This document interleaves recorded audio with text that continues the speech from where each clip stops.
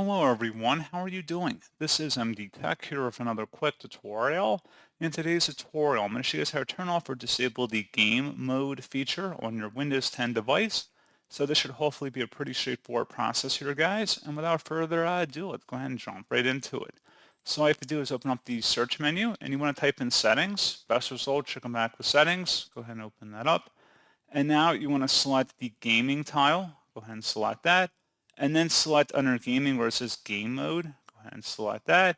And it says when game mode is on, Windows optimizes your PC for play. Go ahead and toggle this to the off position. And that's all you have to do. So pretty straightforward process on that, guys. And as always, thank you for watching. I do hope that I was able to help you out. And I do look forward to catching you all in the next tutorial. Goodbye.